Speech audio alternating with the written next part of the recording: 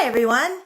Welcome to Forget Me Not Radio, the podcast where we discuss taboo topics and other issues society would rather silence. My name is Amy Dommett, and I'm your host. For more information on Forget Me Not Radio, you can visit amydommett.com/podcast. There you can learn about upcoming episodes and guests, as well as support this project through patreon.com or PayPal. It is through supporters like you that we are able to bring this podcast series to life, and we are extremely thankful for your support. Subscribe to us on iTunes, and then you can stay up to date with all the new episodes as they come out. And if you're already a subscriber, we would love to have you rate and review us. Your feedback is important to us and to the other listeners. Today, we are going to speak with Dr. Katharine Campbell, a licensed clinical social worker. Dr. Campbell has been a licensed clinical social worker for over 20 years. She holds a PhD in public affairs with a social work emphasis. This PhD was unique and multifaceted degree combining social work, health, public administration, and criminal justice into one degree. Dr. Campbell works with survivors of domestic violence, but she also works with the LGBT and transgender communities. She brought a wealth of information and understanding to the conversation, and we discussed a variety of topics, from healing and understanding to coming to terms and being okay with who you are. So, thank you for joining us today. I know you're going to love this conversation, and I'll see you on the other side, where I have Katharine waiting. Bye.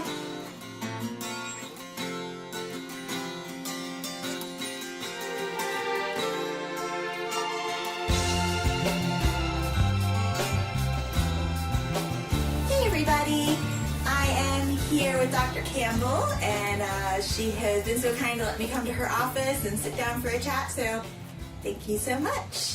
Thank you. Thank you for having me.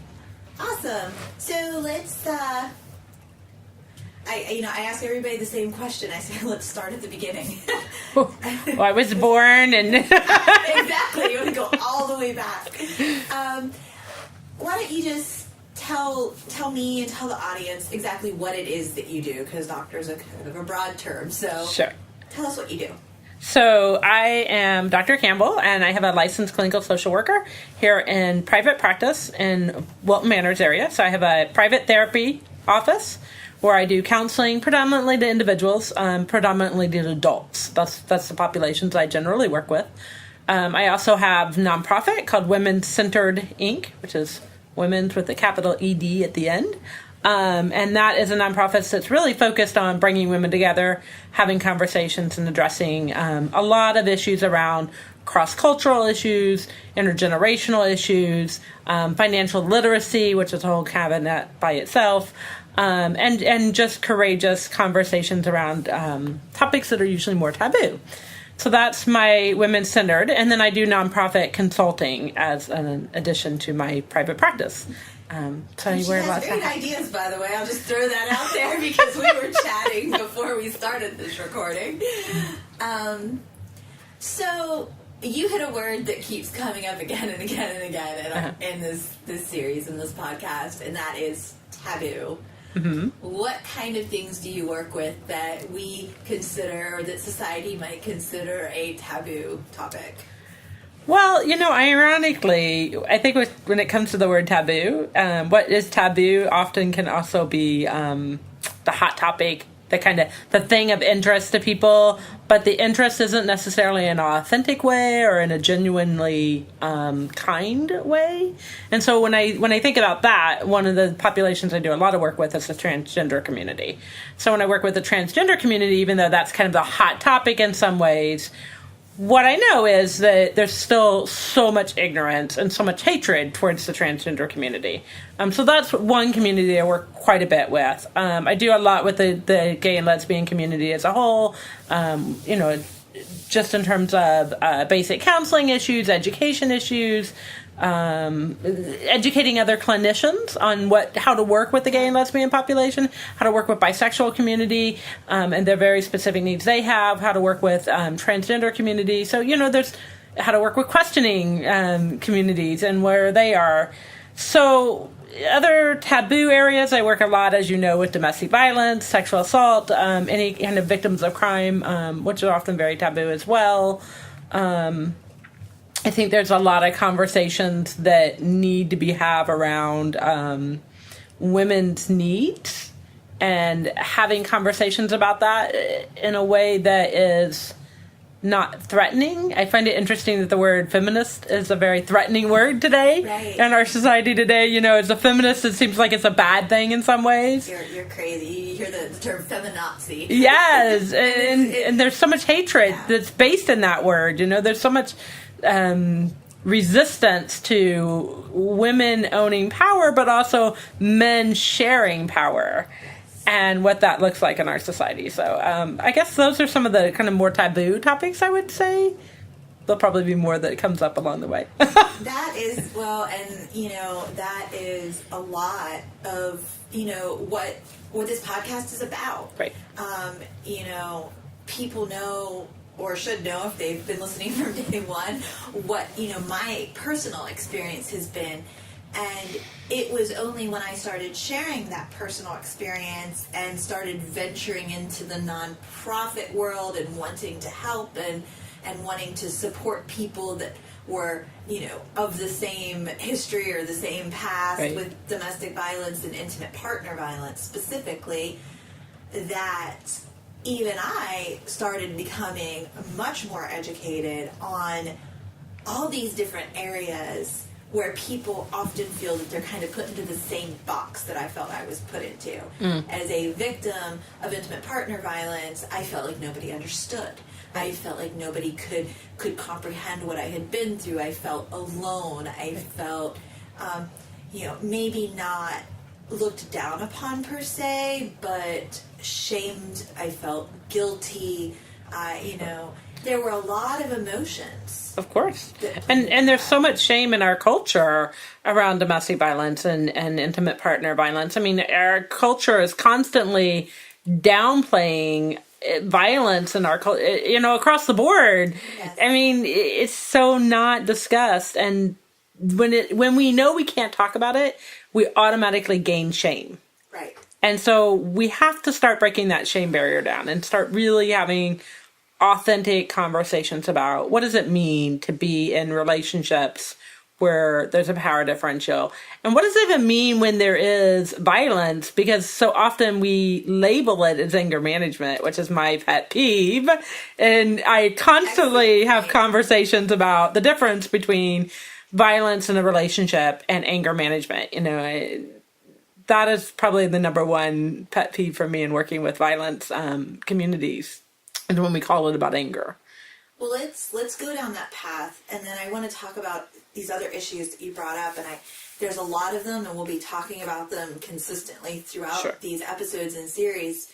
But I think they are so important to touch on because, when I say what my experience was and what I've learned is that there are so many people who have different things that they have dealt with, whether it be their sexuality, whether it be abuse, whether it be rape, no matter what the issue might be, oftentimes the collateral damage, the emotional effect of how you feel being in that position is the same and has the same outcome. And I want to expand on that. But you touched on something that we talked about in a prior episode with another nonprofit. Okay. And actually, and it will come up again in future episodes, but the violence aspect, and not just in intimate partner violence or violence in the home, but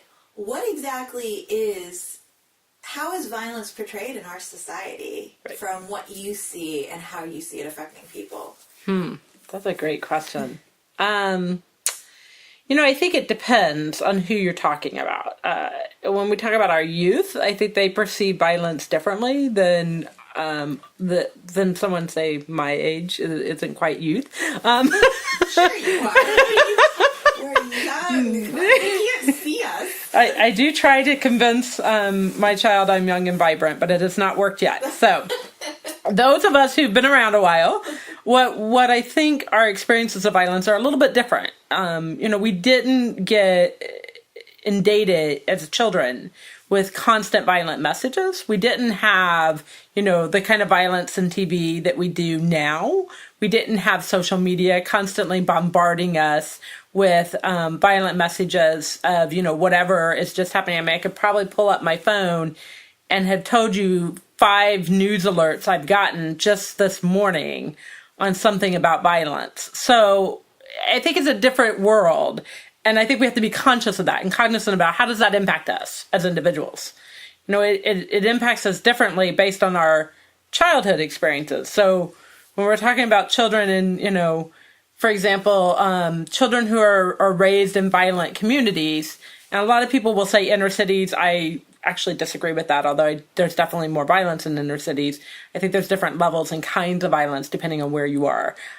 So when they've witnessed violence, whether we're talking about physical violence, such as, gang wars, or whether we're talking about emotional violence, or we're talking about racial violence, which I believe happens frequently, especially in more rural areas where we see a difference in racial interactions. I think that you have to understand the context of that violence to understand the impact of it. And so, again, I'm gonna break it down because yeah, please. There's so much good information there, and I think it's important to understand how what we're exposed to, especially as children, how that affects our behavior towards others. And this isn't something I can speak to as a professional. I can talk about it. I can have opinions on right. it or thoughts, but I'm interested, and I want the listeners to hear as well. A professional standpoint of how does that translate? So let's take your average. Let's just start with your average middle class, student in a average rated school. Everything's ranked now. So you're just talking about your average kid that, quote, and my air quotes are going again that nobody can see, but that has a good life. They're from a good family with middle income, high income perhaps, and going to a good school where education is valued and promoted. What are they coming across in their day-to-day life? So my first rule is there is no normal. Oh, no, most definitely. So when you're describing this, kind of this good life kid, I'm not sure that there is such a thing. I mean, I think every individual has their story. And so you have to know their story. You have to know, what is that individual? You could have a good life, but, they could be dealing with issues of shame based on race. They could be dealing with shames based on their sexual orientation or their gender identity. They could be dealing with shame on issues regarding an ability or disability that they're encountering. They could be dealing with shame around income and understanding that they're at a different income level than perhaps their peers are experiencing. So I think there's so many different elements. I mean, unfortunately, in our culture, we are somehow able to marginalize in even the best scenarios. So if you look at, these schools that are more upper to middle class schools, there's still a rank and file system. There's still someone who's less than, someone who's not as good enough for whatever reason. And that, not good enough theme is, I think, the constant theme that shows up in the therapy room.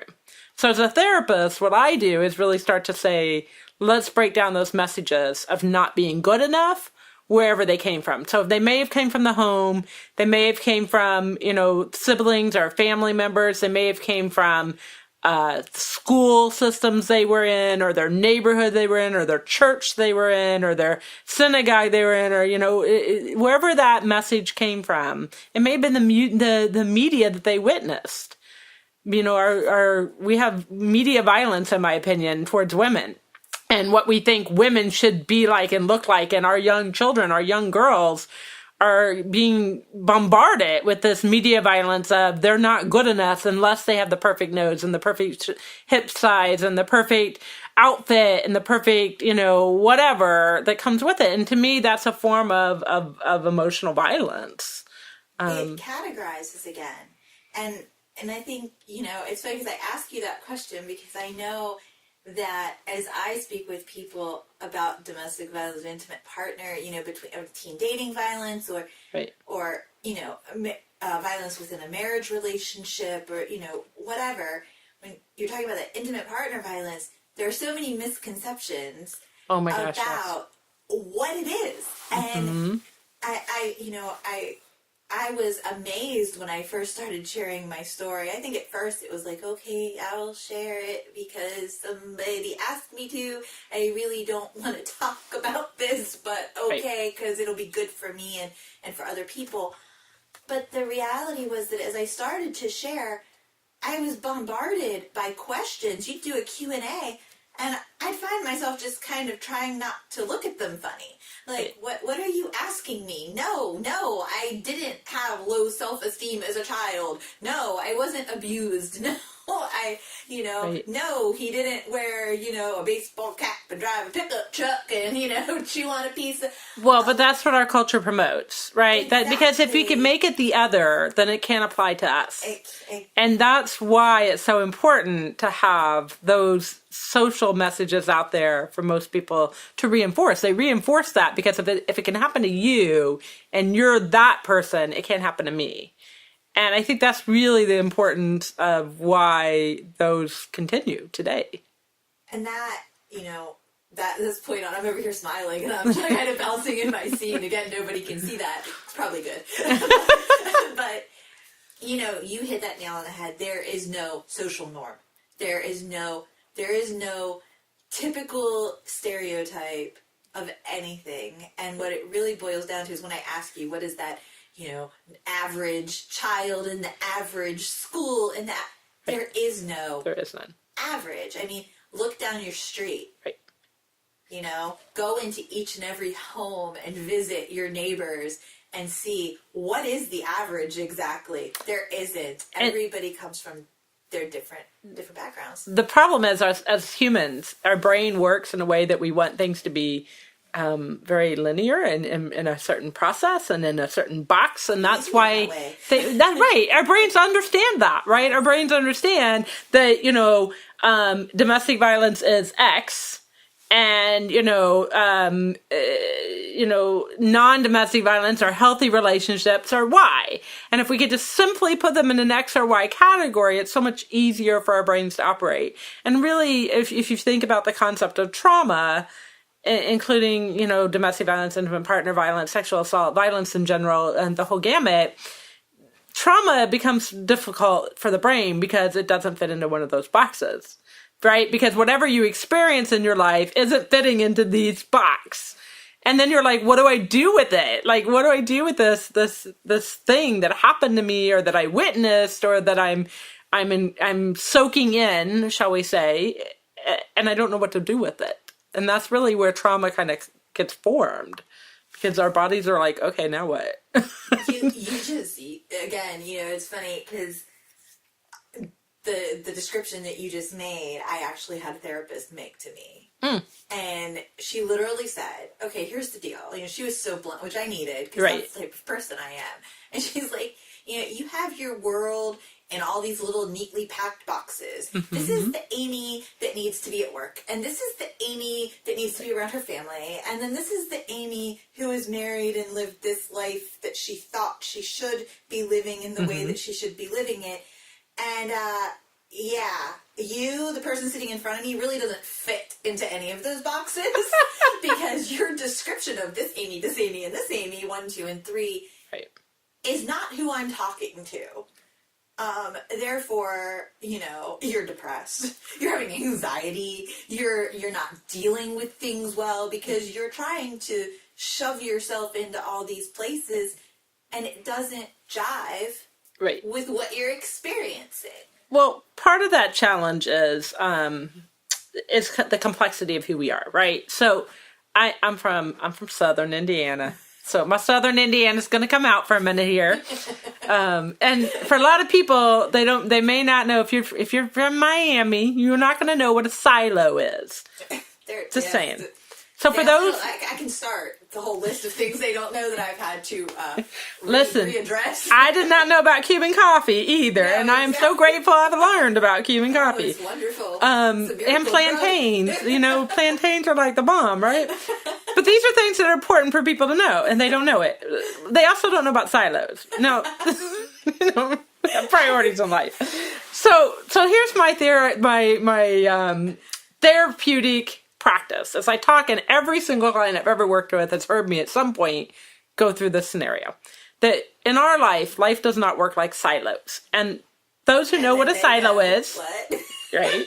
Those who know what a silo is, do you know what a silo is? I do, because I grew up in a very rural area as well. Okay, so do you know what the purpose of a silo is? I know. I never actually used one, but I know that they hold. They hold.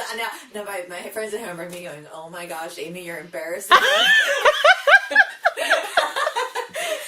They hold something. They hold the food. They contain. They protect the That's grain correct. and the food, and that needs to be used throughout the year. Or multiple correct. years. They contain it and they keep it pure. Right. Keep all the grit out of it. They keep all the stuff out of it. And that's essentially what a silo does. It contains and keeps pure. Okay, our emotions do not work like silos. Oh, no. You cannot have this silo about anger and this silo about hurt and this silo about pain and the silo of fear. Our emotions are much more like, going back to another scenario of the country, a muddy lake. Oh, I know all about those. And when you get in, you're not really sure what your feet are going to touch. Yeah, I don't do well in that situation at all. Well, that's what our emotions are more like. You might find a few surprises down there if you dig deep enough. And you gotta, trust yourself to be able to swim no matter what's in that water. Stay above the slime. That's my rule. Or swim under it, If only they could have seen your face at that point. Yeah, we're just going to have a whole separate therapy session after I'll have to tell you all about my experience with the slimy water here in Florida. But yeah, emotions work like that. They're like a muddy lake, right? They're all mixed together and you're feeling 10 things at once and you're not really sure what to do about any of them. And I think that's the value of therapy, is to help someone really, as I see it as someone who helps you figure out, okay, well, what are the 10 things you're feeling? Right. And how do you go through it? How do you move through those feelings and utilize them in a way that is productive and meaningful in your life? That outcome may not even be something I agree with, but that's not the point. The point is it agreeable to you? Is it work for you? If you, for example, one of the things I think, especially when talking about intimate partner violence, is really being able to work with individuals who are not in a space and place, whether it's emotionally or physically, financially or legally, to leave abusive relationships. And it's not my job to tell you to leave a relationship. It is my job to make sure that you're safe and to stay safe and to try to be safe if you're not safe. And so that's what I will do. I will do a whole lot of safety planning. And that's a lot of work. Right. Because oftentimes, and I'm sure you come across, victims don't necessarily realize that they're unsafe. Right. Even if they might think that these behaviors are unsafe. Right. We rationalize it. We justify it. Sometimes. Not always, but sure. you do. You come across those people sure. that do that, at least at some point. Maybe by the time they've come to you for therapy, that right there says that there's some... Look, people come to therapy when they recognize that they're uncomfortable enough. And the truth is that we as humans, and I don't care about whether you're talking about somebody in an abusive relationship or you're talking about somebody who is in a healthy relationship, we don't change unless we're uncomfortable enough, right? I ain't going to stop drinking those sodas until I'm uncomfortable enough that I know I shouldn't be drinking those sodas. Right. We do this as humans. We're not going to stop a behavior until it's uncomfortable enough. And so I think, the real task in therapy is about helping them figure out, okay, why are you uncomfortable? What is this about? And sometimes it's about normalizing your feelings. Like, okay, yeah, that is, like, what you're feeling is normal for what you're doing and what you're going through. And sometimes it's about giving a broader spectrum of, well, this is what I see is happening, even if you don't necessarily see it, because we can get very tunnel visioned as well. So, I don't know. I mean, I think, I know I had a thought with that, and it just, whew, And it was gone. it went out the door. It'll come back. It did. It went. I'll let you know when it comes back to visit me. Perfect. Um, But I think, you're hitting on really, constants that people are dealing with. Right. And, and I, again, I can only speak directly to my experience. That, I won't speak for somebody else. Right. But I've had other people share similar thoughts and feelings with me, and that, I did not seek therapy until I was at complete rock bottom. I went to my school counselor. I was in college, and I went to the school, counseling center, because I just couldn't deal. I felt like I had so many balls up in the air. My life had changed drastically with my husband. There's a lot of reasons behind why that happened, but I was trying to balance law school. I was trying to balance, building my resume and all these, and when you jobs became that I uncomfortable enough, I sought help. you sought help. And I even went as far as to finding help at the school because it was free and off the record. Right. And that was important in my situation. Because and it sounds like also you talked about earlier, and I don't know, maybe it's part of it, is that there was also shame. So when you talk about off the record, there's a lot of shame that comes with it. I mean, I have a lot of individuals who come to me and they don't necessarily want to use their insurance because they're ashamed of if things get on the record. I don't want to have a mental health diagnosis on the record. Ironically, that came later.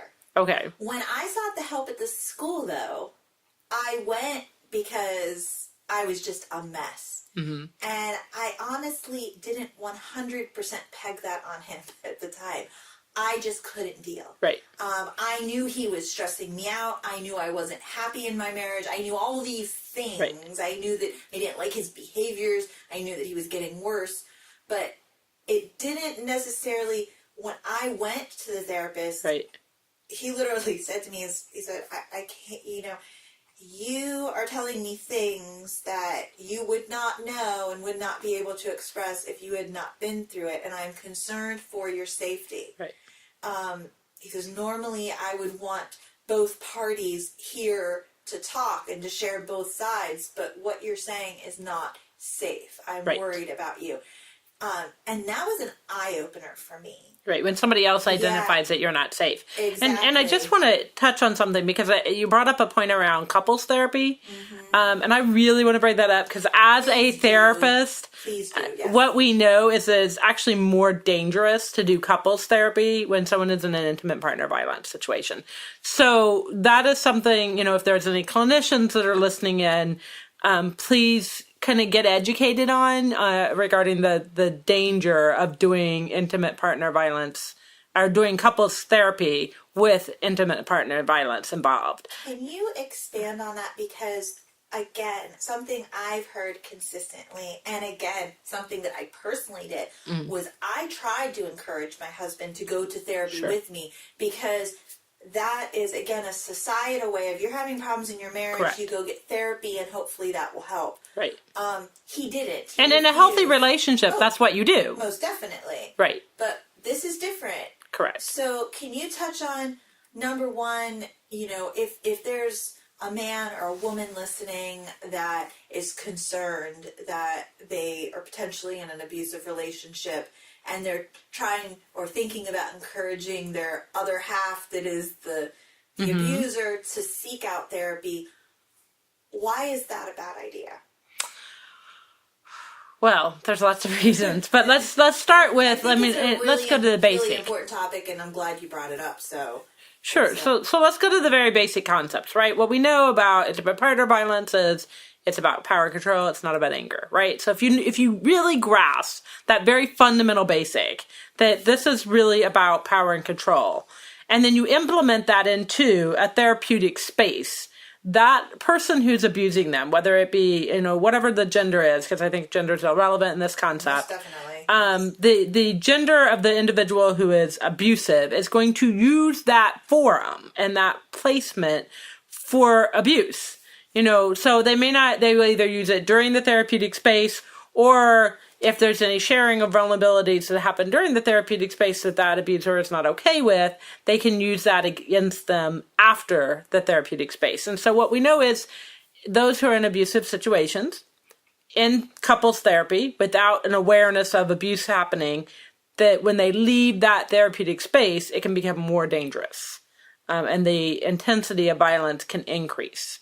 And so clinicians have to be really good at learning to identify when there's violence in a relationship and being able to have conversations with both entities in a way that's safe enough for them to be vulnerable, and understanding that if they're together, there's not always the safety to be vulnerable.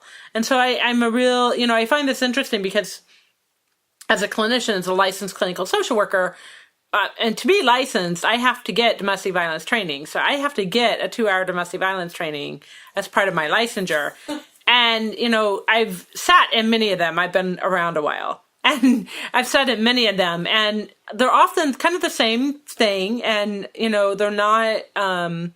we're getting better at training more about domestic violence and intimate partner violence and what does it mean and how to do it as clinicians. But I think we have a long way to go on training clinicians to really be informed. I'm fortunate enough to come from someone who has worked in domestic violence shelters for many years. So I have that knowledge and experience and that background that helps me identify those things. But I recognize a lot of people don't. And even just introducing the power control wheel into my trainings and saying, okay, let's talk about this, but I don't like to use just the basic power control wheel. I actually prefer the cultural one. I don't know if you've seen that or identified that, but essentially it talks about, it has the cycle, and I can provide you that later if you remind me. Please, but there's one out there that has the power control dynamics. But then it has the outer layers that talks about other layers of marginalization in our society, whether we're talking about being an LGBT status, whether we're talking about an HIV status, whether we're talking about an immigration status, whether we're talking about an ethnicity status, whether we're talking about... Takes it beyond. Absolutely. And so it's looking at the cultural implications that are part of that power control and how they play a role in it. And so I really sit with my clients and go through, let's talk about this. Let's talk about how this is relevant in your life. And then let's also talk about what you set in your life as being okay or not okay, right? Is it okay for someone to treat you at a certain level, right? And this is in healthy relationships as well. Right. Is it okay for your partner to yell at you, or is it not okay?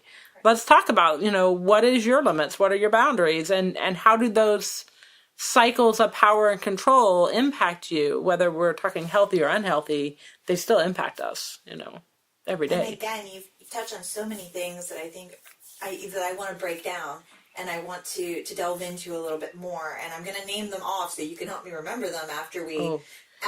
Don't count on me divert. here. I should be taking notes.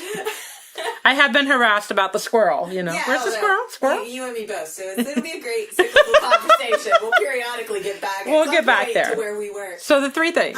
So first of all, you mentioned the power and control wheel. Yes. And I want you to expand on that because this was a real issue for me. Okay. And so it's kind of one of those things that just stands out to me. Still, every time I see it, I cringe a little bit. Okay. And the reason I cringe is because I did not see my marriage as the typical power and control wheel. Right. In that, yes, now that I look back to it, I can see the escalation. I can see the ebb and flow. Well, now you're talking about the cycle of violence, not the power control. I'm sorry. Yes, I can see the ebb and flow of the relationship. So right.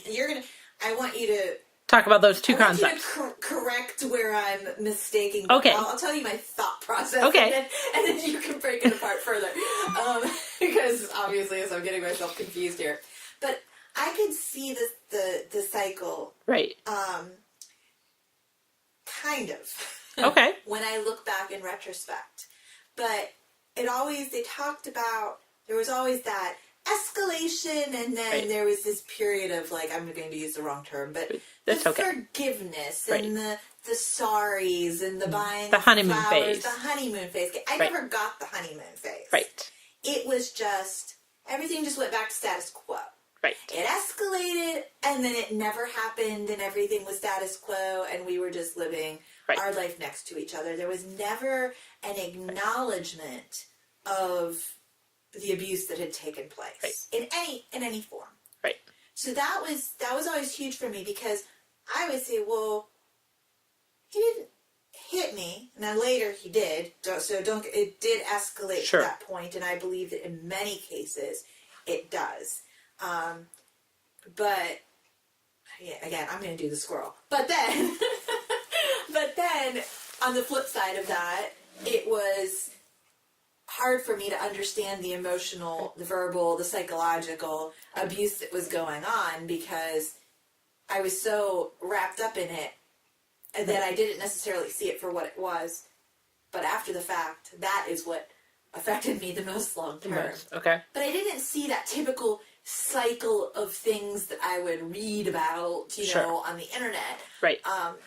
And I don't believe there was as much information back then as there is now. It was there. Although it's pretty popular still. Yeah. There wasn't as much. And see, now I already forgot my other 2 points. That's okay. They'll come to you. About that. When my thought comes back in the room, it'll come with your thought. It'll bring up the dog. Yes. God. So let me talk about that, because I think it's important for people to know it doesn't always look the same. Correct. Just like the battered woman poster is not the poster child for what domestic violence looks like. So let me break down first the two concepts. So there's the power control will, which is a shape of a wheel, and again, I'll provide you those if you want to post them with the podcast. But the power control wheel is essentially a wheel, a circle, not a will, W-I-L-L, but W-H-E-E-L. Just to clarify, it's about the extent of my spelling. The power control wheel really talks about ways that power and control are used in a relationship. So this is really just a cycle of concepts, right? It's not about this happens or this doesn't happen. It's about these are the ways that power can be used, and that they use that power to control you. So it can be emotional, for example, financial, it can be sexual, it can be legal, it can be medical, it can be the children and the family dynamics. So these are all part of that power control will. These are the different ways that somebody who's abusive is going to implement their power. They're going to use these different aspects to implement their power. That's the power control will. Now, what you were referring to is actually a different concept that's also very common in domestic violence trainings called the cycle of violence. And so the standard old school cycle of violence is that there is a tension phase, meaning things get intense, things get a little crazy and hairy, and that emotional abuse starts. It's the nitpicking, it's the, badgering, and then it gets to an explosive scene where there's actually a physical altercation, and then there's a honeymoon phase of I'm so sorry. And that theme of cycle of violence it's important because it does happen to a number of people.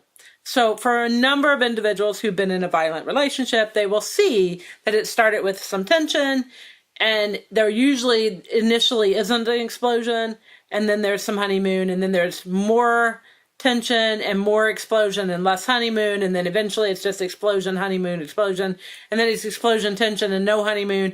And so those are the cycles that do occasionally happen and frequently actually happen.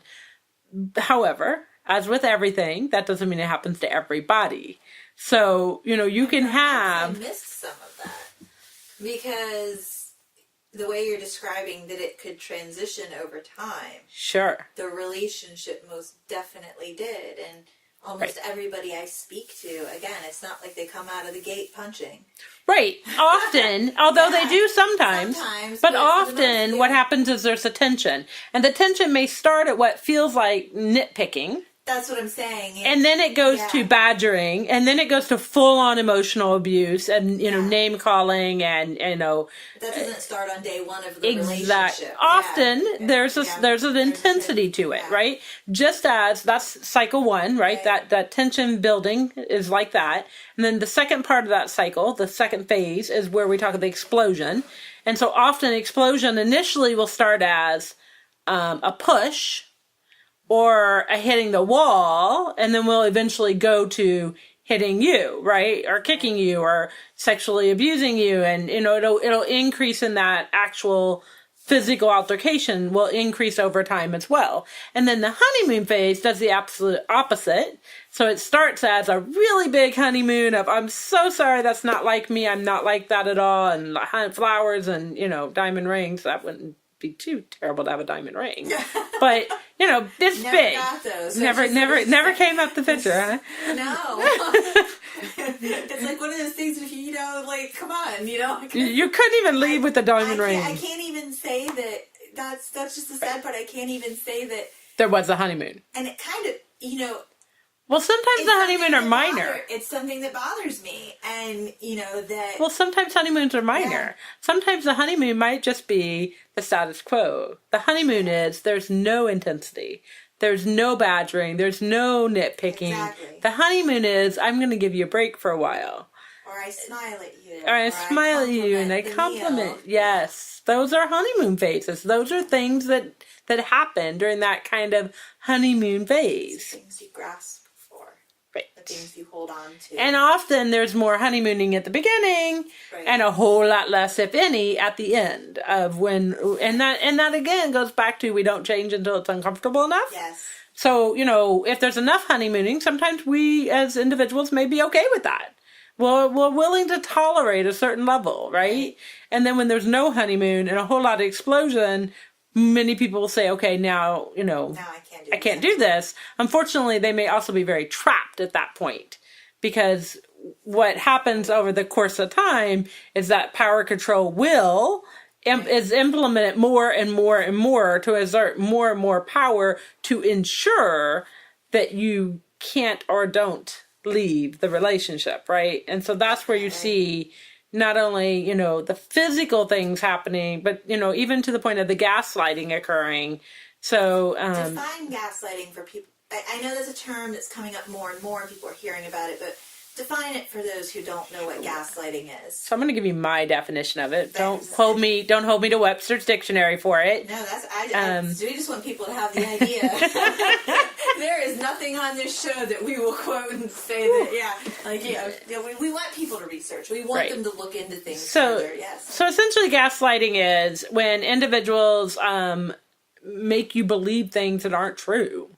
They make you, so for example, if I tell you that my chair is blue, and if you were here in this office, you would see it's brown. It's brown. But if I tell you it's blue enough times, and I tell you with the convincing of, no, it really is blue. No, really it's blue. You're going to start believing that it's blue. Any natural human being, you're going to at least doubt yourself. You're going to say, maybe there's something wrong with my eyes. Let me get it checked.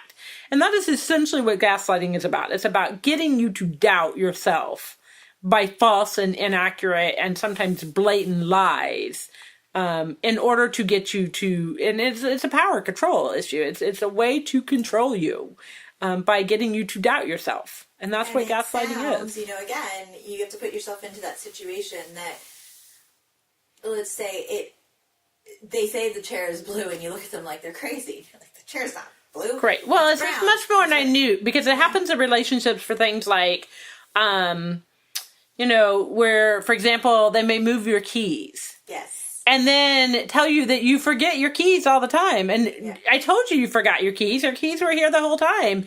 And if they're moving your keys and you're not aware of that, you're going to start thinking, wow, maybe I really am starting to lose it if I can't remember where my keys are. And that's a very specific manipulation technique of somebody who is trying to keep power over you. It's to get you to doubt yourself. And that's an example of a type of behavior you may see. And rewriting history.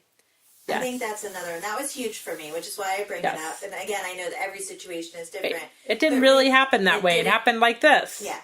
You misinterpreted it. It's your sensitivity. You're being too emotional. I never used those words. You heard things that weren't said. And at first, you don't believe them. But over the course of months or years, in my case, and in probably many cases, you do start to believe that, because it's kind of like a slow brainwashing. They're retraining you to think a certain way. Correct. So, okay. So, but you were talking about the gaslighting and the power and control wheel and. Well, that's a way that manipulation and abuse is being implemented, right? And so we see that, and we see this in relationships where they're going to increase the elements of power and control over time.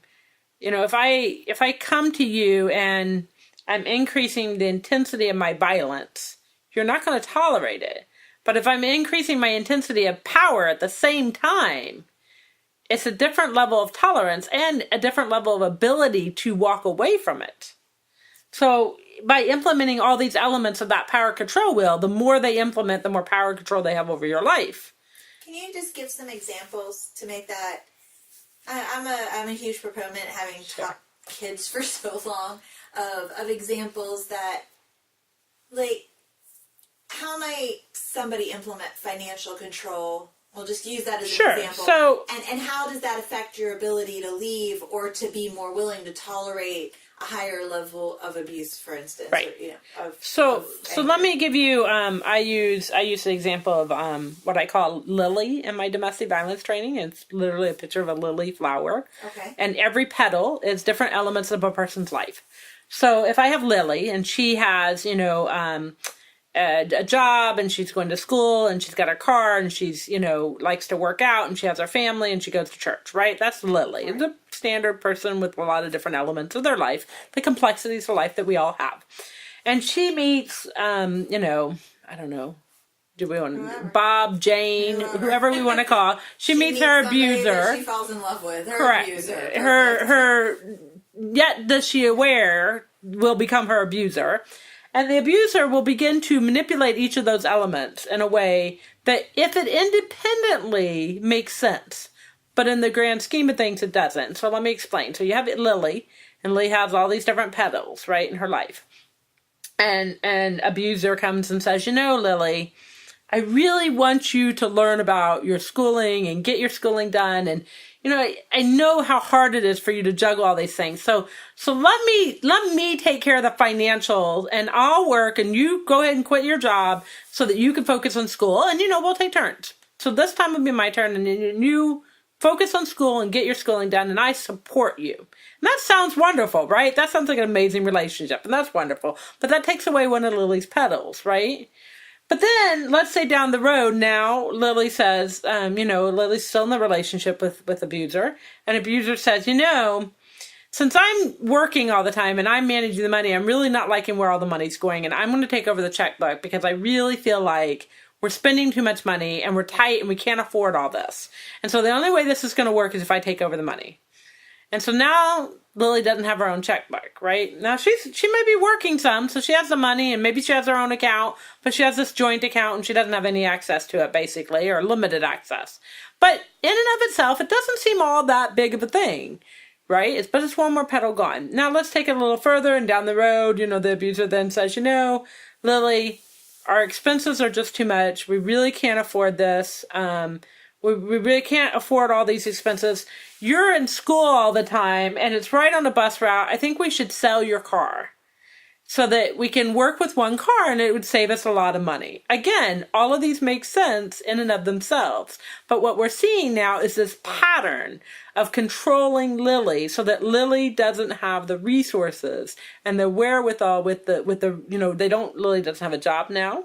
So now there's a lack of work history, right? And a lack of income.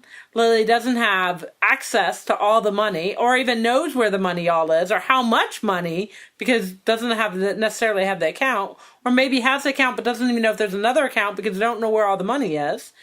And Lily doesn't have a car to get around. So now Lily, to try to leave that relationship, is going to be much harder than had she been able to leave the relationship with a car and a job in place. And those are the kinds of patterns we look for in that cycle of violence and that control wheel. As we're looking at, is there patterns to this abusive relationship? Is there patterns to how Lily's life is being somebody's implementing power over Lily's life? That's when you know there's abuse going on.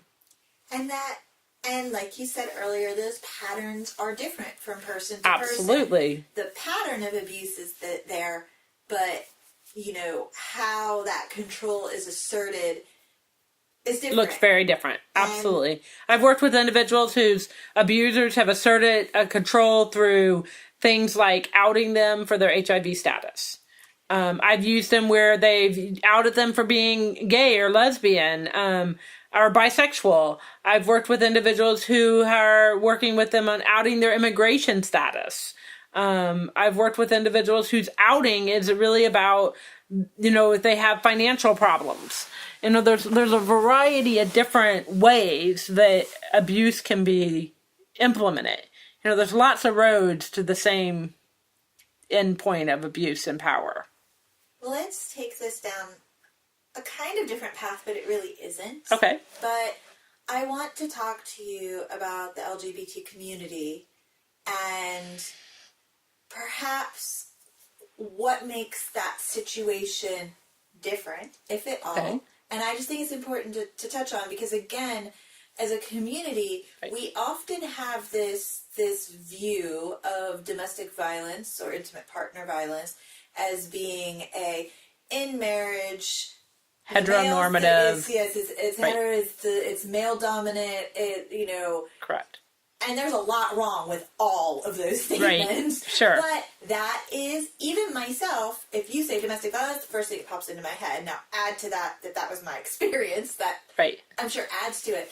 But even before that, that is what we see. That is what we have cultivated as being the defining norm of domestic violence and what it looks like from the outside. Right. But the reality is that domestic violence, that umbrella, encompasses so much, from child abuse to elder abuse, both ends of the spectrum. Sure. I mean, situations of violence within families is huge.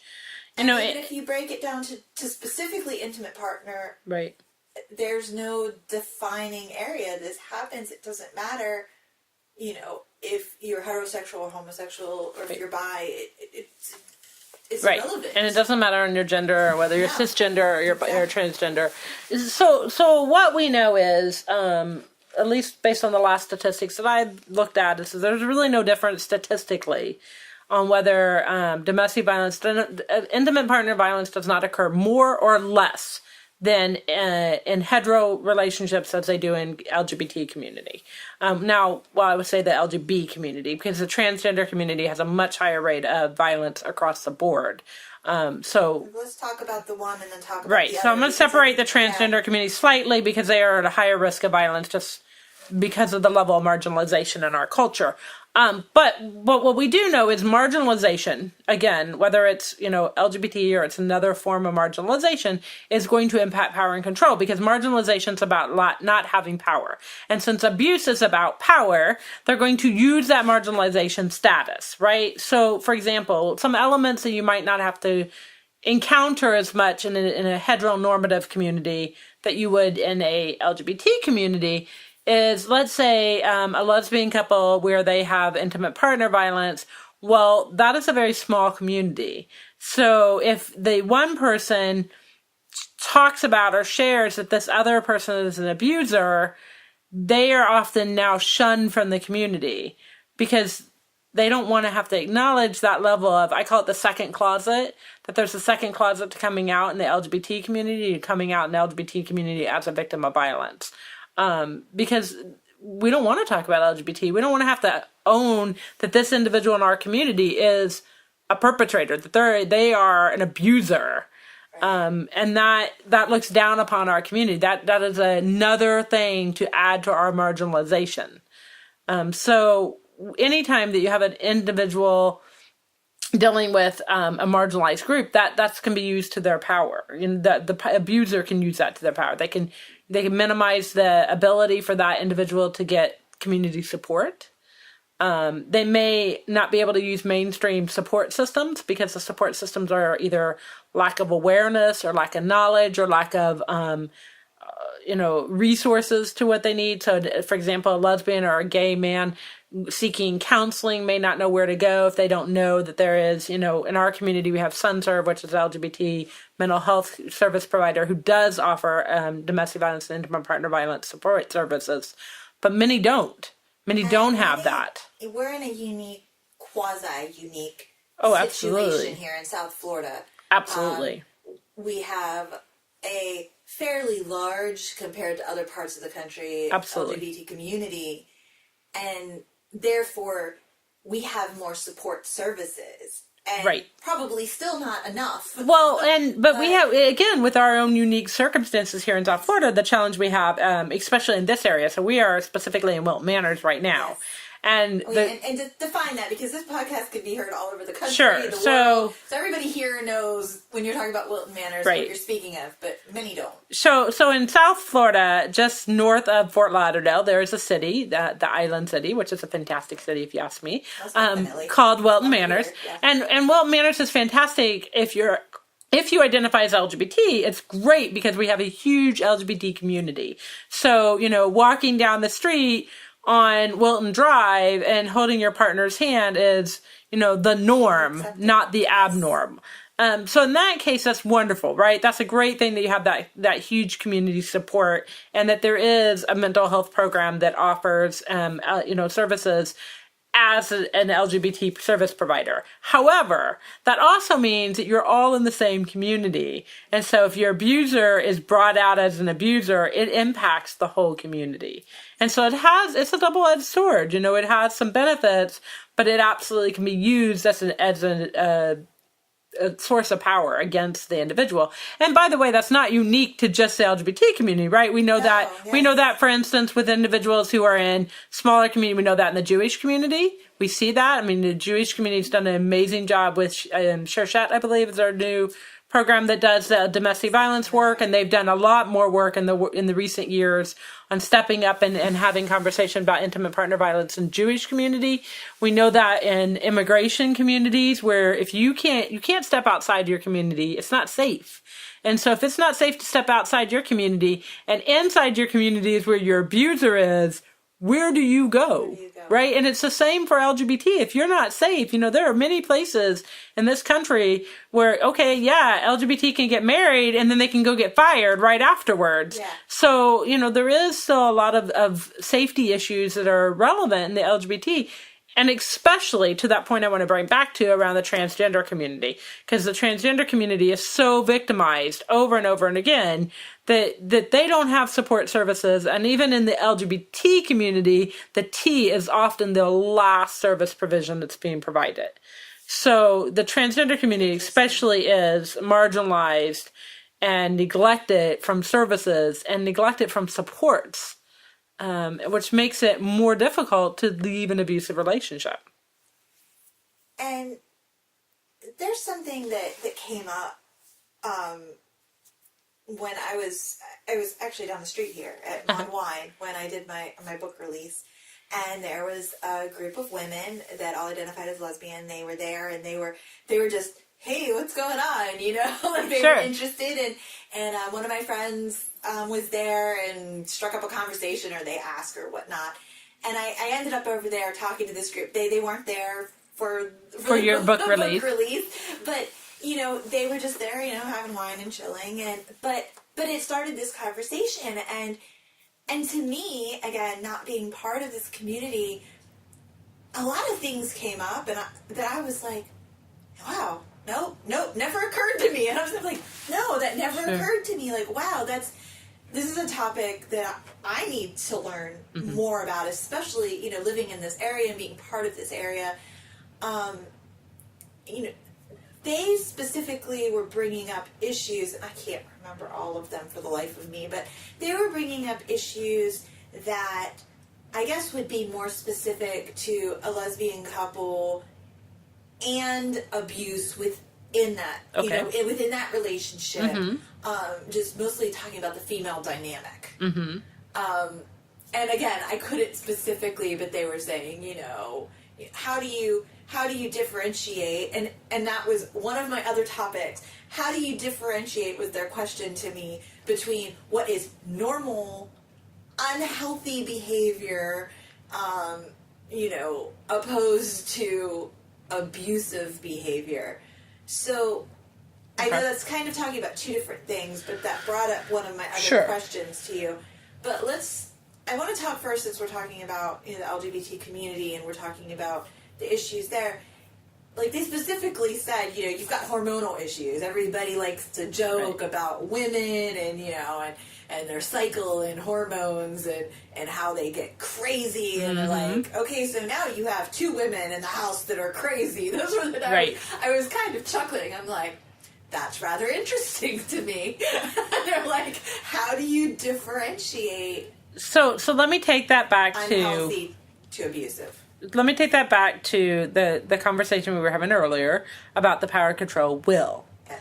And looking at not just the basic power and control will, but that larger context power and control will. We know that there is marginalization of women in our culture. Okay, let's just own that. Yeah. There is multiple areas where women, you're having major issues around womanizing issues in our culture. So if you can look at an abusive relationship within that larger context will, and you say, how does it go from, being unhealthy to being abusive? And to me, it's about, okay, well, let's look at first, it's about power and control, because that's where abuse comes in, versus just unhealthy dynamics. And secondly is somebody getting hurt and is there harm being done? And is there purposeful harm being done? And so that's where we start looking at abuse. And I think what makes it difficult is that most people I've run into don't want to call behaviors abusive, because then that changes how they perceive the word. So, for example, one of the things that we don't call abusive in our society often is just name calling. There's a whole lot of name calling that happens in our culture. And it's happening daily. Every day, all day. Among every community, all the time. And so when we talk about name calling, and if you can, take a moment to recognize, okay, that is an intentional way to marginalize somebody, and it is used as a sense of power over somebody, then you can start to understand, how does that play a role in this particular intimate relationship? Does that make sense? So I think it's so much broader. I think one of the things that we've done as a disservice in our country is talk about domestic violence and an intimate partner relationship as just about the family violence. And I know that, I want to get some backlash there from individuals who are in the domestic violence and intimate partner world, that they're saying, no, we've been trying for centuries to explain that it's not. And true, those who work in the world of intimate partner violence they get it. This is not about this one relationship. Right. But our society as a whole, our media, our messaging, the way we address intimate partner violence is not brought up as a larger context issue. It's not addressed. And so to your point, before we started this recording, we got into conversation. I'm not sure how we got to there, but we were talking about how issues like sports play a role, and how intimate partner violence is relevant. The panel, yes. We're talking about our work to be done. To be doing, yes. So that very element. Now, I'm clueless on NFL, so I will own it. I don't know a darn thing about football, other than this really big dude's going to go get a ball when a whole other big dudes are going to go after him. That's really all I know about football. We'll watch a game. Sometime I can educate you a little bit. Not a lot, but a little bit. I'm not sure why somebody would take a ball knowing there's a whole lot of big dudes running after you for it, but okay. Some people love that. But there is a lot of violence in football. Just in football in general. And you're right. And so then encourages violent behavior. Right. I mean, we talk about this. We had these conversations about our young boys, prominently boys, who are in football at a very young age, and how we're minimizing things like concussions, and we're getting much better about it. And I mean, I don't want to I don't want to downplay the work that's being done, because there's a lot of great work, but there's still a lot of work to be done. Well, and so violence is part of our culture. And this comes back to something that we were also talking about, because we had this whole side conversation going on before we even started. But this comes back to what we were talking about, in that there are a lot of people out there that are doing a lot of amazing and wonderful things.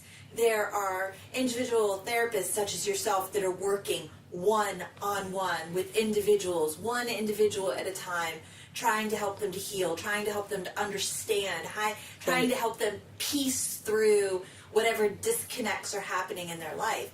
There are organizations like SOMI's, No More Tears, that are rescuing people from these situations and helping them to get on their feet. There are organizations out there. There are shelters. There are advocacy groups. There's a lot of stuff out there. The problem, as I see it, is that even though all of this is out there, the community at large isn't speaking about it at the levels it needs to be talked about. And as much information that is out there, it almost still is not enough information, and it's not enough of the correct information. Well, there's not enough information out there, and there's not enough of the correct information. And unfortunately, in our society today, where news happens within seconds, the problem with that is there's a whole lot of incorrect information. I mean, right, we even have Facebook now talking about how they're going to differentiate or help consumers of Facebook differentiate fake news versus real news, right? I mean, the sheer fact that we're having a conversation about fake news is problematic in and of itself, right? But the truth is that our society is conditioned at this point, and may be able to change. I'm not really sure if it can or can't, but at this particular moment in time, our culture, our society here, and I can't talk about the largest society because I don't know it, but in the United States, we're conditioned to be drawn into drama, to be drawn into chaos, to be drawn into violence. And we inundate with this. Inundated. I was like, that's not the right word. We are inundated with this as our culture. Yes. And when that's the case, the problem is good news and helpful news and reliable resources and important nonprofits that are doing great work, like SOMI's No More Tears and like SunServe and like so many organizations in our country, they don't get the platform because they're not important enough in the broader scheme. And I would even argue, and I could be wrong about this, and I'd love to hear some sociological viewpoints of this, but I would even argue that as a larger society, we don't want to give them too much attention, because if we do, we have to somehow recognize that this could happen to us, that we could be that, whatever it is. You touched on that earlier, and we didn't really go down that path, but I think there's a lot of truth to that. And again, everybody that knows me, I'm here because I want to get this message out, and I'm talking to people that know more about it than I do and that are doing more things about it, so that we can get the correct information out, and so that we can educate people, and so that we can let people know that life can be good and wonderful and beautiful, and we can still acknowledge these evil and terrible things that are going on. It doesn't have to be one or the other. Right. But that's that muddy lake, that, right? It's a very muddy lake, and I've noticed when we have a table, at the jazz brunch or at the food trucks or wherever we end up, on any given month, and we set up our little tent and we have our banner, and Forget Me Not Advocacy Group says exactly that. Forget Me Not Advocacy Group. Right. It doesn't say what it's about. It doesn't say that it's domestic violence prevention and education. And people will come up because, it's pretty and it's flowery and, they like to joke, don't forget me. Right. And then they see what it is. They're drawn to it. And they see what it is. They look at the flyer. They ask. And we get two very distinct reactions from people. Sadly, the more positive one is limited. We have those who come up and they hear that we're about domestic violence education and prevention, and they're interested, and they say, oh, this is really needed. Wow, this is such a big issue. If I had to put a statistic on that, I would say that's like 1 in 25, 1 in 30 people that look at the table. Many people look at it, they get closer, they do kind of like a drive-by where they're looking at what's on the table, and then they walk as fast as they can to get away from it. Right. If they actually pause long enough to ask, and they start to back up, and then they start to chase their children, and then they, excuse me, and they have a phone call. And I think that it comes back. I've always said, and, people close to me have made the comment that, when you're talking about domestic violence, and you're talking about what it entails in that whole broader spectrum, you have to realize that that's either happened to that person, they've been the abuser themselves, or somebody that's very close to them is the abuser or has had it happen to them, and it makes it a very uncomfortable topic. That's right. And we know what, 1 in 3 women have experienced intimate partner violence in their life. 1 in 3 women and 1 in 4 men have been severely physically assaulted by someone, an intimate partner in their lifetime. And it's not a much broader spectrum, especially when you consider it, again, I always say those are reported numbers. Exactly. I'm not a statistic. I'm out here telling the world what has happened to me, but guess what? I'm not a You didn't statistic. report it anywhere. It was never reported. Right. So I'm not in those numbers, and there are a lot of people that aren't. Right. But I think you mentioned something very important, and again, I am guilty as charged. Listen, it's scary. It's scary for us to be, and this is true. We are all truthful of this. The truth is we are all accountable to this behavior. I don't care, but you may not walk away from the domestic violence table. You might walk away from, the table about Muslims, or the table about transgender issues, or the table about, some other issue. I mean, the truth is that if we don't know it, it scares us. And so when we see something like intimate partner violence and we know it enough that we don't want to acknowledge it in our lives, we will walk away from it, because as long as we can, we don't want to have to say it. And it takes a person of courage. And I do believe there are lots of people with amazing courage in our lives, but it does take a person of courage to say, you know what? Let me sit with this discomfort and figure out why I'm so uncomfortable with this and hear this message. And that takes courage. And I think that's something we have to tap into about ourselves. And I think that would improve our society across many platforms. And guilty as charged. Sure. And I will say, even now, I can't pinpoint anything in particular. I know that they're out there, and one day I'll be walking past somewhere and go, oh, there's that discomfort we were talking about.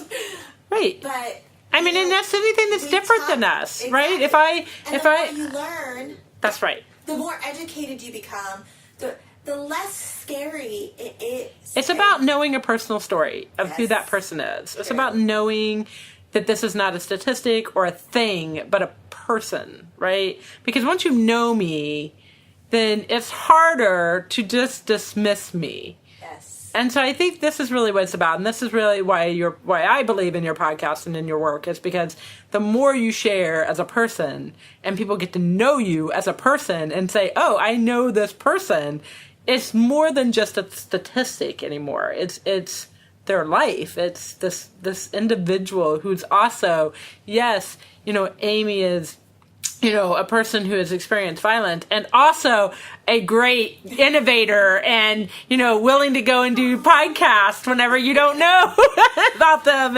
and willing to step out there and say, hey, I want to learn more about this program. And, someone who's creative and energized, and really valuable pieces of who you are now a part of that person who also happens to be someone who experienced violence.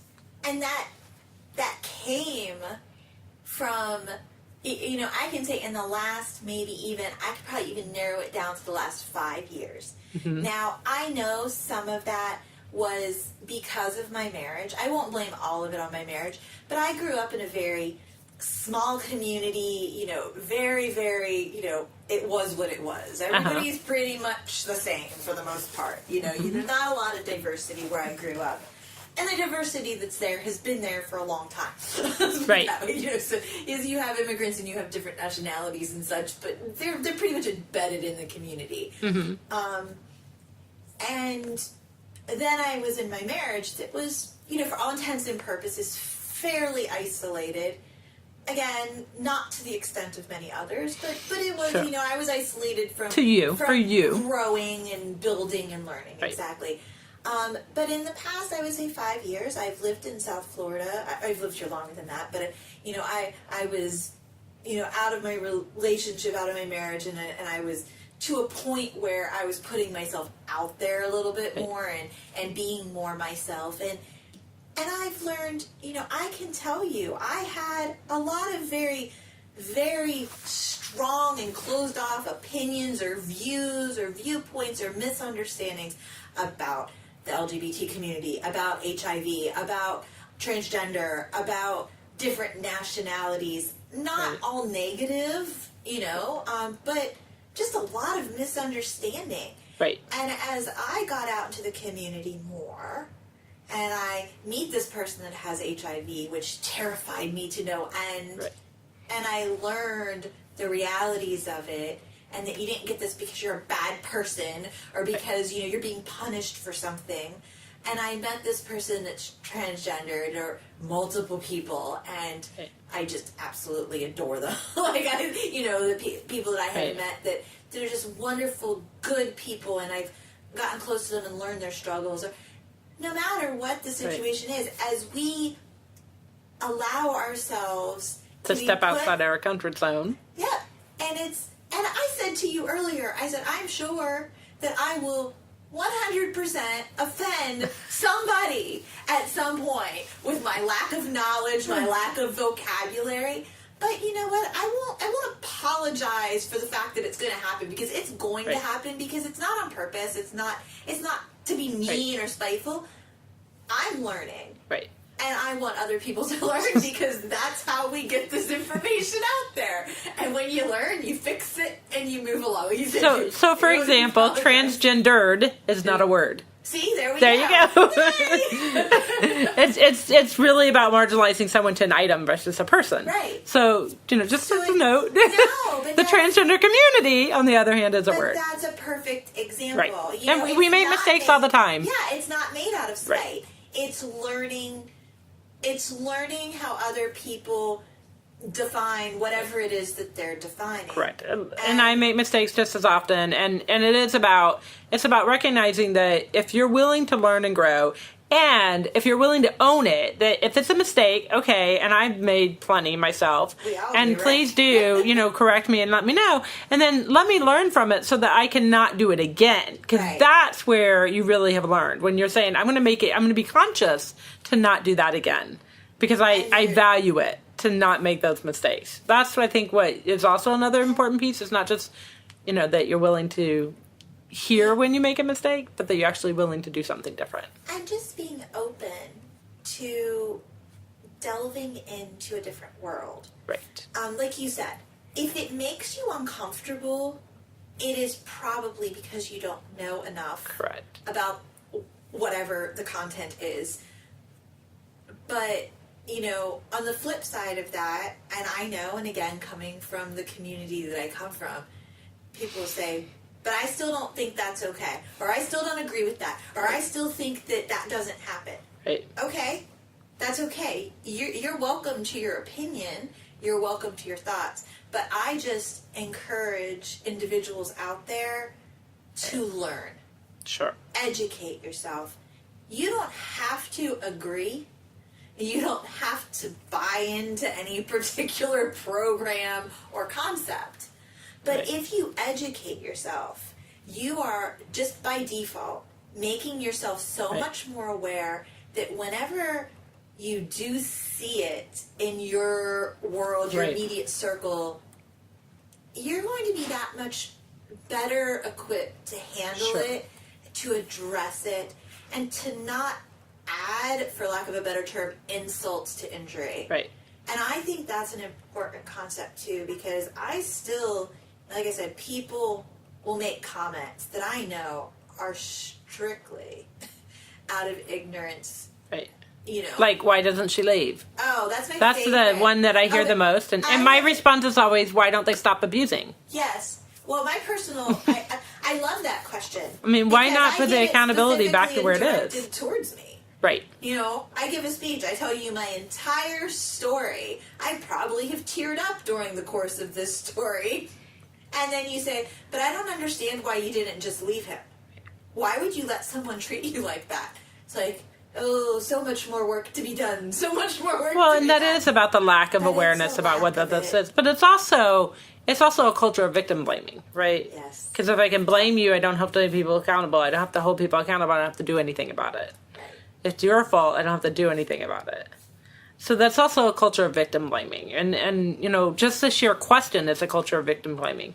You know, we don't ask the question of why do they abuse. We ask the question of why did they leave. Precisely. And that statement in and of itself is a victim blaming statement. Most definitely. So, you know, let's just own that piece of where we're at. As a culture, we like to blame the victim. We like to put the onus on the victim so that, again, we can walk away and not take on any feelings of guilt with it.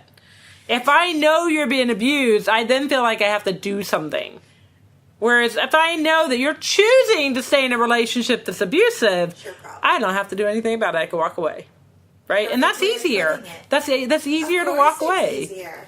And again, I want to, and I will just keep repeating this, we're all guilty of it. Sure, absolutely. And because, you know, I don't want people to get the idea that, you know, you have to take on the world and that we have this expectation that you're wrong in your thoughts, your feelings, because that's not the case. No. We are all guilty of this at some level. Absolutely.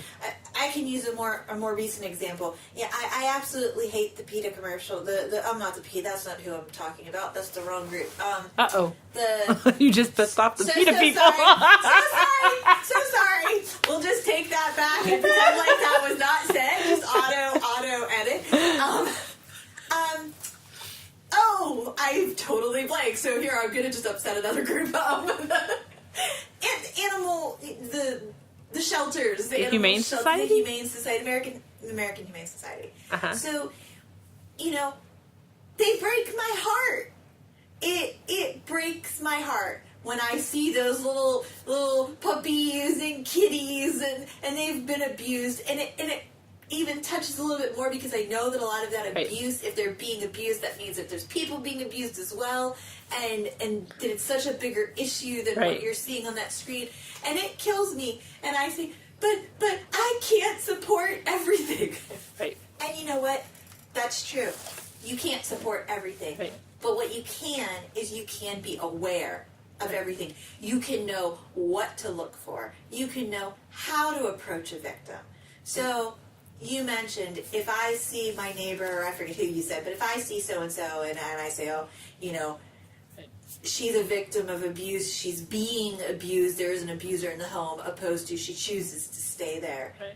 How can I, as an individual, address that? Walking away, in my humble opinion, is not the answer. Ignoring it is not the answer. You're doing well. I think there's a lot of different answers, and it depends on circumstances, right? Because I would never want to promote for anybody to be in harm's way themselves, and that can happen. And what we know is that there are individuals who have died in defense of trying to prevent victims of of violence. 20%. Right. 20%, so are of people that are killed in an intimate partner. In a shooting or a murder that involves are people that are helping. Right. So I would never want to promote for someone to be in harm's way. That being said, I think that the more you learn about the power control dynamics, the more you learn about identifying abuse, the more you can help, right? You can, if you see someone berating their partner at dinner and that partner then goes to the restroom, you could easily go to the restroom and just say, hey, are you okay? Would you like any help? I'm here if you like some help. I'd be glad to sit with you and call a shelter if you need to get out, or, whatever you need. And the thing is that requires you to be uncomfortable, right? That requires you to be vulnerable yourself to say, gosh, I'm witnessing something and I don't want to embarrass you or scare you or hurt you, but I want to offer that safety. And so people are often just in shame themselves about it, and so they don't want to have that conversation. You can promote things like making sure that the domestic violence hotline numbers are in restrooms, so that individuals can access those numbers. You could do things like, if you hear violence happening next door, don't ignore it. Call the police. Get interventions. If you witness violence, call the police. If you see a coworker who's being abused or showing up with unexpected bruises and odd places, and, have conversations, offer help. Let them know, there are things like EAP services and work that they can access. Those are kinds of things that you could do. You don't have to do a whole lot. Sometimes it just takes that, I'm willing to listen if you're willing to talk. And I think it's, I'm going to phrase this more as a question opposed to my commentary on it. Do I go up to a victim and encourage them to leave, or tell them that they should leave, right, or tell them that they're being abused and they need to get out, and why won't you get out, and right, please get out, I'm worried about you? Right. So it's never healthy to instill your values on anybody, right? We know this. I should not come up to you and tell you to cut your hair. It's not my job to tell you whether or not you should cut your hair, right? And nor is it my job to tell you whether the relationship you're in is safe for you to be in or not. That's not my job, especially if I don't know you. If I'm your therapist, it is my job to tell you if you're safe. But, if I'm in the restaurant with you, it's not my job to build my value system on you. The question is, can you be present to offer assistance without necessarily giving judgment and value? Because when you provide it through a lens of judgment, you're going to lose someone automatically. Because none of us want to be judged. If somebody comes to me and judges me about cutting my hair, my answer is going to be, well, what's wrong with my hair, right? It's going to be a judgment statement. And so I think we have to be careful not to do judgment statements, but rather say, I can offer help if you want it. And if they don't want it, that's okay. That's their choice. That is for them. And there may be real, legitimate safety reasons why they choose that. So, don't judge what you don't know, right? That goes back to basic kindergarten lessons. We should all go back to kindergarten for a day. Go back, exactly. Have that discussion. I tell people, and I'm hoping I am correct in this, because I have a lot of people that come up to me, again, especially when I speak, or they have my number, they have my email, and they'll reach out and they'll say, my good friend, or my neighbor, or my daughter, I know that this relationship isn't good, right, bad things are happening, I'm really worried, or the person's expressed to me, that they're scared and they're worried about their kids, or blah, blah, blah, blah, blah. Right. What do I do? And my suggestion to them always is to, these are people they're close to. Sure. We're not talking about strangers anymore. But I say, when you're having a conversation with them, a protected conversation, they're over for lunch, or you're out in the yard and nobody can hear you, or whatever the case may be, express to them that you're worried for them, that you love them, that you care about them, right, and that you're there for them. Absolutely. Offer them the number to the domestic violence hotline, or to a local shelter, or a local hotline. Offer that information to them if they will take it, right, but understand if they will not, because oftentimes, again, there's safety concerns, right, that number gets found or seen or shows up. Well, and I would just add two more things to that. I think what you're saying is absolutely true. Being present, being willing to bear witness is significant. And so just saying, I'm here if and when you want my help. Yes. I am here. Is that statement alone can be so significant. And so I think to add to that, the two other elements is, one, you have to offer it all the time, because you're going to get frustrated or annoyed if it's not what you think they should do. And so going back to don't judge if you don't know, give them space that if they do choose to return to an abuser, several times even, that's their right. And that, if you can still hold a space for them, even in spite of that, because that's what they need the most. And then the third piece I would say, so hold the space for them to say that you're there for them and that when they need you. Secondly is to hold that space as often as needed. And thirdly is to not badmouth or demonize the abuser. Because that sets a barrier between you and them coming back to you. If you are, going to someone and saying, well, in such as in your case, well, if I was your friend and said, well, your husband's being a jerk and you don't need to be around him. Well, now you're going to push me away automatically. You're going to have nothing to do with me because I'm now demonizing your significant person. And regardless of what abuse may be going on, the vast majority of time, there is some level of love or intimacy as well.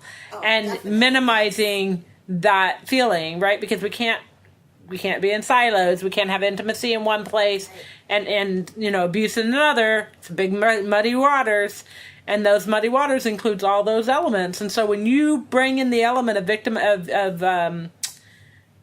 demonizing that abuser, you've then cut off them from coming to help with you. And even when they leave, be careful. When they leave, not to do it. Because if they choose to go back, they won't come back to you for help. I specifically kept things from my parents for that reason. Because I was trying to fix my marriage and make it better. And I said, if I tell them what he's doing, they won't like him. And then that will be an issue for the rest of my life as I saw it. Right. But I do express that to people as well, that, and again, I want to build on this and get a more professional, I always tell people this is what I would do, or this is, from my experience. But I tell people, there is a high probability that if you're dealing with a victim of abuse, and especially if you're close to them, I think, if you're close to them, you become a safe space almost. Sure. That you very well might be pushed away. Yes. They might stop answering your texts. They might stop answering your phone calls. They might start giving you a lot of distance or be cold with you. Absolutely. And you might not even know why. Right. I tell people that's fairly normal for that to happen. And if it does, don't shelf them. Don't say, oh, fine, you don't want to talk to me, fine. Don't treat it as a normal, they're just being a brat or whatnot. Especially if those behaviors are abnormal for that person. Precisely. If you know that this is somebody you've been close to and all of a sudden you're not close anymore, there may be elements of where that abuser is using power of that relationship, because friendships are one of those in that control wheel of things that are used, right? Yeah. So, well, you've been hanging out with, Amy too much and I'm getting jealous, and, what is it about Amy that's, you want to hang out with her so much, and why aren't you with me? And, don't you value our relationship more than that? And so there's a lot of that controlling aspects that come, right. That's right. Don't judge what you don't know. And I do tell people, I'm like, don't take it personally. Don't judge it. And periodically reach out to that person and check in, because then they will know. That's right. When they do need help, that no matter what they've done to you, and this is speaking from somebody that was the person pushing people away, that I've pushed you away, but you still care about me enough to touch base with me. So I know that if I do need help, that if I do need a shoulder to cry on or somebody to listen or to help me, that you're there. Right. Where there's probably a lot of people in my life that I've pushed away that are not there. And I'm not going to reach out to them a year later or 2 years later. Right. So... yeah, I mean, that's that second element, right? So one is show up, be present, listen, and put yourself there. But two is don't go away from that. Always do that. Keep doing it. Do it as often as you need to do it. We talked about the power and control wheel, and you mentioned that you have an updated version that we're gonna, get posted and everything. But and it's not mine; it's somebody else's. But I'll give it to you. You have access. Yeah, I don't want to own, something that is not my work. But No, I appreciate that. But I will. We have access to it, and Yes. it's something that's public and that we Yes. can put out there and share with Sure. other people.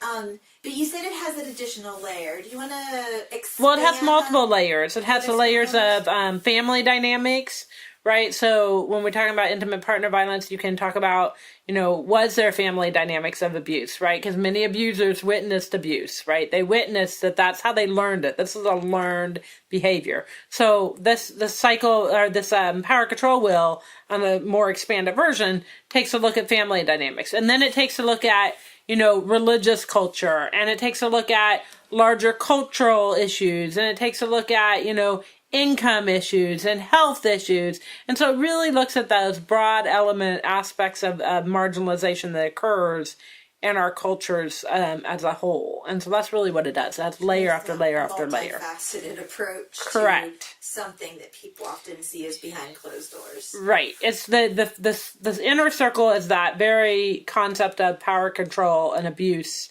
in different elements. But then there's like outer bands almost. And each outer band are the different concepts that also play a role in why abuse occurs. And so I think you have to look at those outer bands as well.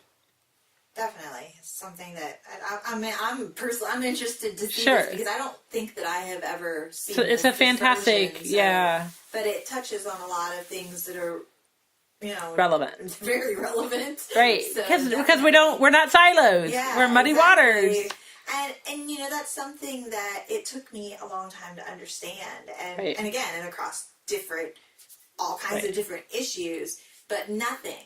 I think I was one of those people. I even went to law school for this specific reason. I am one of those people that thought things were very black and white. Black and white. Right. Everything is black and white. It's one or the other. It's one extreme or the other. To an extent, some things There's just also a whole lot of gray. but there's a whole lot of gray. It's black and white put together. Exactly. There's this whole area, Right. and I think a lot of that really comes down to what you said earlier, is that it's everybody has their personal story, Right. and it doesn't matter if they're the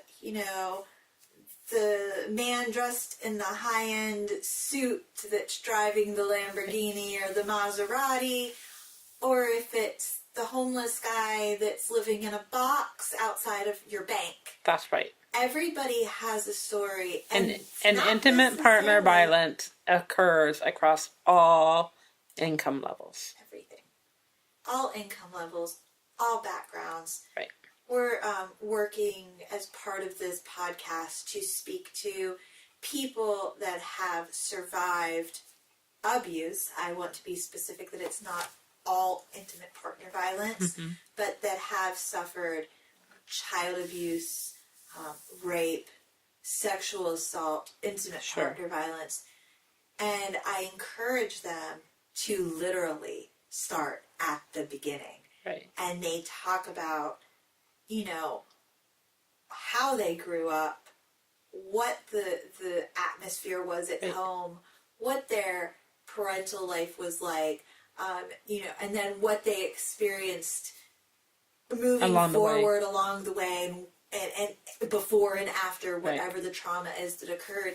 And I think that's really important because, again, those personal stories just give you such insight into the diversity behind all of these issues, and how what I personally love, as I mentioned, I can't remember if I mentioned this while we were recording or if I mentioned this earlier, but that, yesterday I spoke to Sean, and Sean and I were laughing and we were joking, and I said, some people might wonder why we're so happy, here we have, a victim of child abuse, verbal, physical, emotional, and rape, and a victim of intimate partner violence, both of whom, had our issues for years and still have issues and went through a lot of therapy and a lot.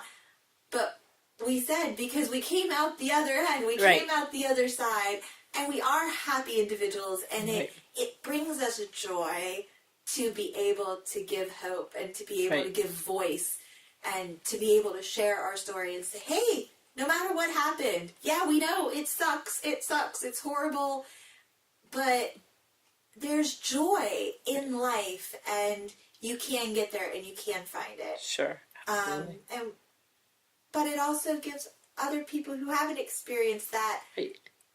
kind of a visual. Sure, and there's something to be said about owning your survivorship, right? Most definitely. Something to be said about that. I like to refer to, anyone who walks in my door for counseling services that are in relationships or experiences of violence. If they've walked in my door, regardless of what they walk out to, they are survivors.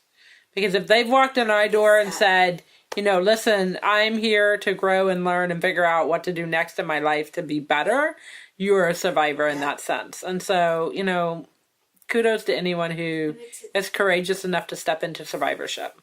And it's a huge step, but when Absolutely. you do it, it is such freedom. Yeah. I say it's not easy. Freedom not always easy. Nope. I'm not gonna lie. There were a lot of tears shed in therapy, Sure. and a lot of anger that needed to be worked through. But the reality is, that you can get there, and it takes work. But it's putting that time and effort into yourself, and to finding who you truly are, and allowing yourself to be happy and free, for lack of a better term. It just Absolutely. I'm a big believer in that. My slogan on my cards are embrace what you can become. I do believe that when you are willing to embrace a vision of something more than you are today, you can be there. It is accomplishable. Yes. And, sometimes we just need the right tools to help us get there. That's the honest to goodness truth. And that goes back to that education piece again. Right. You can educate yourself so that you can understand something better. You can educate yourself so that you can be so that you can be more comfortable with something. Right. That was the wrong phrase there. You can educate yourself so that you can help others. But you can also educate yourself so that you can deal.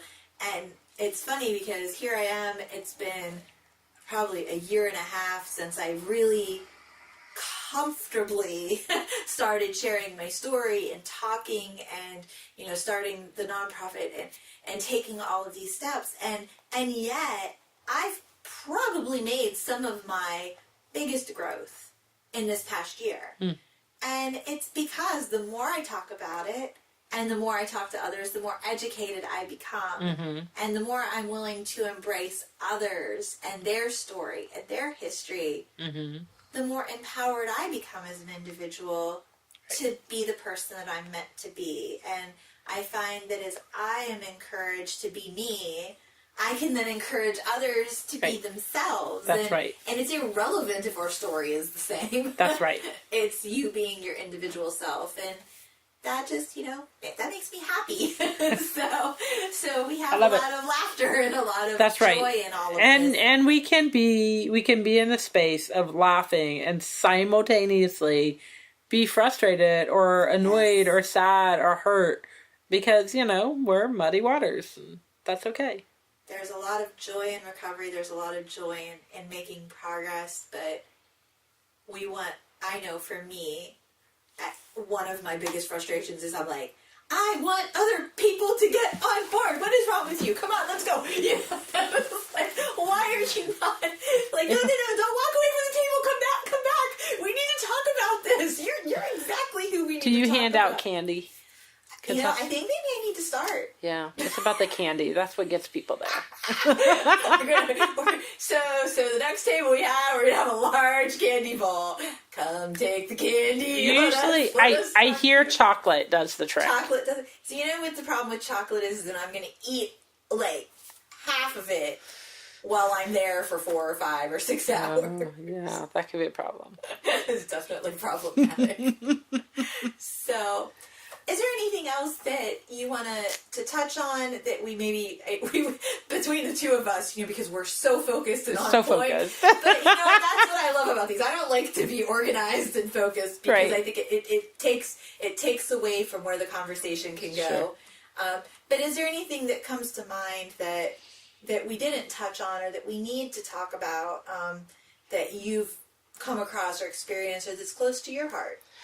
I think for me, it's just really about allowing yourself to be a little uncomfortable and grow. And whether that's because you're in a current intimate partner violence situation where it's scary to step out of that and figure out where to go, or whether that's because you've been, a victim of childhood abuse or child sexual abuse, and you just don't know, what to do next.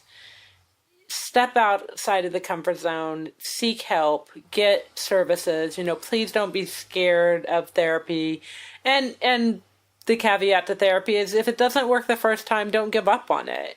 It does, therapy works when you have the right match, when you have the right therapist. I'm not the right therapist for everybody. And I know that. And so there's times somebody will come to me and say, sounds like you really need this, this therapist or that therapist.